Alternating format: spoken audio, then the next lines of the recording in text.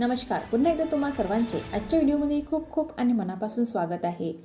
आज आपण पाहूया कर्मचारी आणि पेन्शनधारकांसाठी आनंदाची बातमी. कर्मचाऱ्यांना वेळेपूर्वी मिळेल पेन्शन. सरकारने बदलले नियम. जाणून घ्या याविषयी सविस्तर माहिती. त्यापूर्वी चॅनलला पहिल्यांदाच भेट देत असाल आणि अजूनही चॅनलला सबस्क्राईब केलेलं नसेल तर व्हिडिओला एक लाईक आणि चॅनलला सबस्क्राईब करायला विसरू नका. चला तर पाहूया याविषयी सविस्तर माहिती. सरकारच्या लाखो कर्मचारी आणि पेन्शनधारकांसाठी एक आनंदाची बातमी आहे. सरकारने कर्मचाऱ्यांचे वेतन, भत्ते आणि पेन्शन व्यवस्थेत सुधारणा करण्यासाठी नवीन वेतन रचना तयार केली आहे. यामुळे कर्मचाऱ्यांना आर्थिक दिलासा मिळेल. नवीन वेतन पद्धत 1 जानेवारी 2024 पासून लागू होण्याची शक्यता आहे. वेतन आयोगाचा महत्त्वाचा निर्णय. कर्मचारी संघटनांनी सरकारकडे एक महत्त्वाची मागणी केली आहे.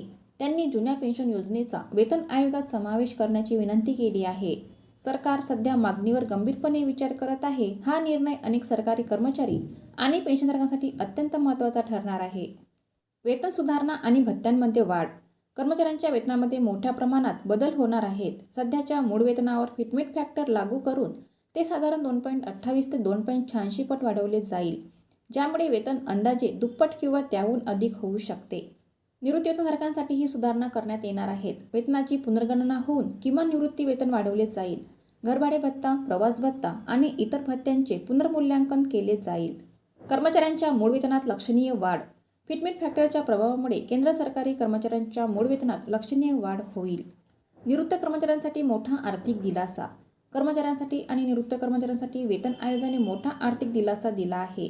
1 जानेवारी 2024 पासून लागू होणारी नवीन वेतन संरचना कर्मचाऱ्यांच्या आणि पेन्शनधारकांच्या उत्पन्नात लक्षणीय वाढ करेल.